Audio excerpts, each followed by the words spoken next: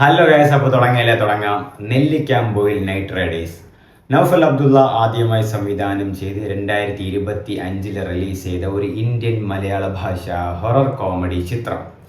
Mathew Thomas പ്രധാന വേഷത്തിലെത്തുന്ന ഈ ചിത്രത്തിൽ റോഷൻ ഷാനവാസ്, മെറിൻ ഫിലിപ്പ്, മീനാക്ഷി ഉണ്ണികൃഷ്ണൻ, ഷാരൂഖ് സബ എന്നിവരാണ് മറ്റ് കഥാപാത്രങ്ങളിലെത്തുന്നത്. ഈ സിനിമ എഡിറ്റ് ചെയ്തിരിക്കുന്നതും സംവിധായകൻ നൗഫൽ അബ്ദുള്ള തന്നെയാണ്. ഈ സിനിമ എഴുതിയിരിക്കുന്നത് സുനു ആൻഡ് ജ്യോതിഷാണ്. ഈ സിനിമ പ്രൊഡ്യൂസ് ചെയ്തിരിക്കുന്നത് സജിൻ, ദിബൻ ആൻഡ് അബ്ബാസ് എന്നിവരൊക്കെയാണ്. ഈ സിനിമയുടെ മ്യൂസിക് ചെയ്തിരിക്കുന്നത് നേഹ നായർ, എക്സൻ എന്നിവരൊക്കെയാണ്. ആൻഡ് ഈ സിനിമാറ്റോഗ്രഫി ചെയ്തത് അഭിലാഷാണ്. മൊത്തത്തിൽ ഈ സിനിമയിൽ പറയുമ്പോൾ ട്രെയിലറിലും മറ്റു കാര്യങ്ങളിലും തന്ന ആ ഒരു എക്സ്പെക്റ്റേഷൻ അല്ലെങ്കിൽ ആ ഒരു പ്രതീക്ഷ ഈ സിനിമയിൽ തന്നോ എന്ന് ചോദിക്കുവാണെങ്കിൽ തീർച്ചയായിട്ടും എനിക്കങ്ങനെ ഫീൽ ചെയ്തില്ല. ഒരു ബിലോ ആവറേജ് എന്നൊരു തോന്നലാണ് എനിക്കുണ്ടായത്. എൻ്റെ പേഴ്സണൽ ഒപ്പീനിയനാണ്. കാരണം മാത്യു തോമസിന് ഇപ്പോൾ ഒരു കംബാക്ക് വേണം, അല്ലെങ്കിൽ ഒരു ഹിറ്റ് ഫീൽഡിൽ വേണമെന്നുള്ള ഒരു സിറ്റുവേഷനാണ് ഇപ്പോൾ. അപ്പോൾ ആ ഒരു സിറ്റുവേഷനിൽ ട്രെയിലറിലും പാട്ടുകളിലും തന്ന ആ ഒരു എക്സ്പെക്റ്റേഷൻസും ഹൈപ്പൊന്നും സിനിമയിൽ കിട്ടിയിട്ടില്ല. അത് ഞാൻ പറയാം. മാത്യു തോമസ് ഈ സിനിമയിലെ ക്യാരക്ടർ റോൾ ശ്യാം എന്നാണ് ചെയ്തിരിക്കുന്നത്. ശ്യാം ഒരു എനർജറ്റിക് പയ്യനാണ്, പക്ഷേ ഒരു പേടിത്തൊണ്ടനാണ്. ആൻഡ് നെല്ലിക്കാമ്പൊയിൽ എന്നൊരു സ്ഥലം, അവിടെ കുറച്ച് നാട്ടുകാർ, തമിഴ്നാടിനടുത്തുള്ള ഒരു പ്രദേശമായിട്ടാണ് കാണിക്കുന്നത്. ആൻഡ് അവിടെ എല്ലാതരം ആൾക്കാരും കലർന്നു വരുന്ന ഒരു സ്ഥലം. അവിടെ ആയിട്ട് കുറേ അന്ധവിശ്വാസങ്ങളുള്ള നാട്ടുകാർ, രാത്രി ഇറങ്ങാൻ പേടിയുള്ള നാട്ടുകാർ. ഹൊറർ കോമഡി ആകുമ്പോൾ അല്ലെങ്കിൽ ഹൊറർ ചിത്രങ്ങളൊക്കെ ആകുമ്പോൾ ആ ഒരു സീക്വൻസ് ഉണ്ടാവുമല്ലോ. അപ്പോൾ ഇവിടെ ധൈര്യമായിട്ട് നടക്കുന്നു എന്ന് പറഞ്ഞ് ശ്യാം, മാത്യു തോമസ് നടക്കുന്നു. ബട്ട് മാത്യു തോമസ് ഒരു ഏറ്റവും വലിയൊരു പേടിത്തൊണ്ടനാണ്. അതായത് രാത്രി ഇറങ്ങാൻ ഇരുട്ട് പേടിയുള്ള ഒരാളാണ്. അപ്പോൾ മാത്യു തോമസും ഷാരൂഖ് സബാൻ, റോഷൻ ഷാനവാസ് ഈ 3 പേരൊക്കെയാണ് ഒരുമിച്ച് നടക്കുന്നത്, കൂട്ടുകാരാണ്. ആൻഡ് സിനിമ കടന്നു പോകുമ്പോൾ മീനാക്ഷിയുമായിട്ടും മാത്യുവായിട്ടുള്ള പ്രണയരംഗങ്ങളുണ്ട്. പക്ഷെ സിനിമയിൽ എനിക്ക് എടുത്തു പറയാനുള്ളത് അവരുടെ സ്ക്രീൻ പ്ലേ അപ്പാടെ ഫ്ലോപ്പായി പോയി. അതായത് അവരെന്തുദ്ദേശിച്ചെന്ന് ഓഡിയൻസിനായിട്ട് ഒന്ന് പുൾ ഔട്ട് ചെയ്ത് പറയാൻ വേണ്ടിയിട്ട് അവർക്ക് പറ്റിയില്ല.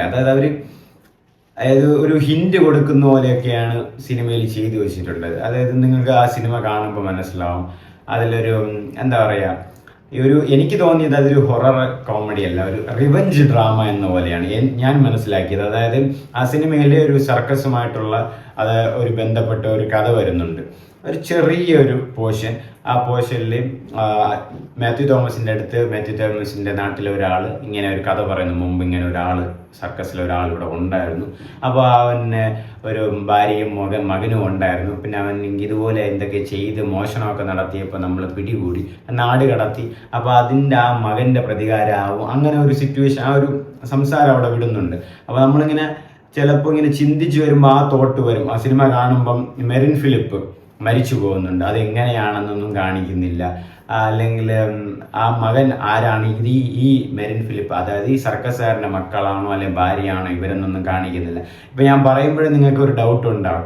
ആ ഡൗട്ട് തന്നെയാണ് എനിക്ക് സിനിമ കണ്ടപ്പോൾ മനസ്സിലായത്. കാരണം അവരൊരു ഡെപ്ത് ഇല്ലാതെ അപ്പാടെ ചുമ്മാ അങ്ങ് വലിച്ച് എഴുതി വെച്ചിരിക്കുന്നതാണ് സ്ക്രീൻ പ്ലേയിൽ ഞാൻ കണ്ടത്. പ്രത്യേകിച്ചുള്ള ഒരു ഇമ്പാക്റ്റും കാര്യങ്ങളൊന്നും സിനിമയിൽ ഇല്ലായിരുന്നു. ആൻഡ് ഞാൻ പറഞ്ഞില്ലേ, പ്രകടനത്തിൽ പെർഫോമൻസ് എല്ലാവരും, മാത്യു ആയിക്കോട്ടെ, റോഷനൊക്കെ നല്ല കോമഡിയാണ് കേട്ടോ, ആവേശത്തിലുള്ള.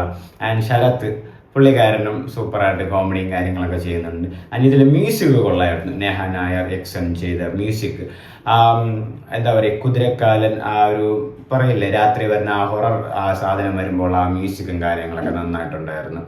പിന്നെ എനിക്ക് വലിയ സാറ്റിസ്ഫൈ അല്ലെങ്കിൽ ഭയങ്കര ഇഷ്ടപ്പെട്ട രീതിക്കുള്ള സീൻസും കാര്യങ്ങളും അങ്ങനെ ഒന്നും ഇല്ലായിരുന്നു. പിന്നെ ആ ഹൊറർ കാണിക്കുന്ന സീൻസൊക്കെ കൊള്ളാം, പെട്ടെന്ന് ഓടുന്നതും കാര്യങ്ങളും എല്ലാം കൊള്ളാം.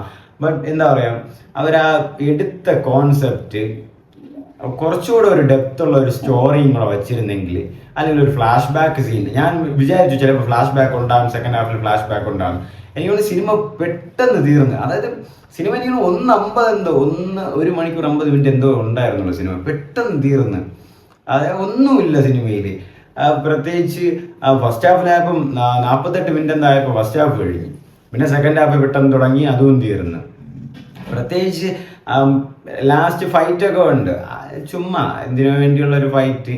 ആ വില്ലനിലൊരു പിന്നെ ലാസ്റ്റ് ഒരു നല്ലൊരു ഇമ്പാക്റ്റ് ഉണ്ടാക്കിയായിരുന്നു ആ വില്ലൻ. അത് നിങ്ങൾക്കറിയാം, ഹൊറർ ആ വില്ലൻ ഒരു ഇമ്പാക്റ്റ് ഉണ്ടായി. അത് അങ്ങനെ വന്ന് ക്ലൈമാക്സിനോടൊക്കെ അടുക്കുമ്പം ഒരു കോമഡി വില്ലൻ എന്ന് വെച്ചാൽ കള്ളു പിടിക്കാൻ വേണ്ടിയിട്ട് വില്ലൻ വേറെ വീട്ടിൽ പോയി കുടുങ്ങുന്ന ഒരവസ്ഥ. അങ്ങനത്തെ ഒരു ലോക്കൽ വില്ലനായിട്ട് ആ ഒരു അതാണ് ആ കഥ പാളിപ്പോയതാണ്. ഒരു ചിത്രീകരിക്കുന്ന എന്തെങ്കിലും കാര്യം മൊത്തത്തിൽ നെല്ലിക്കാൻ പോയിൽ എനിക്ക് പെർഫോമൻസ് വൈസ് എല്ലാവരും നന്നായിട്ട് ചെയ്യുന്നുണ്ട്. പക്ഷെ ഇല്ല, എന്താ പറയുക, ഒരു റിവ്യൂ എന്ന് പറയുന്ന രീതിക്ക് നെല്ലിക്കാൻ പോയിൽ നോട്ട് മൈ എക്സ്പെക്റ്റേഷൻ, ഒരു ബിലോ ആവറേജ് അനുഭവമാണ് എനിക്കുണ്ടായത്.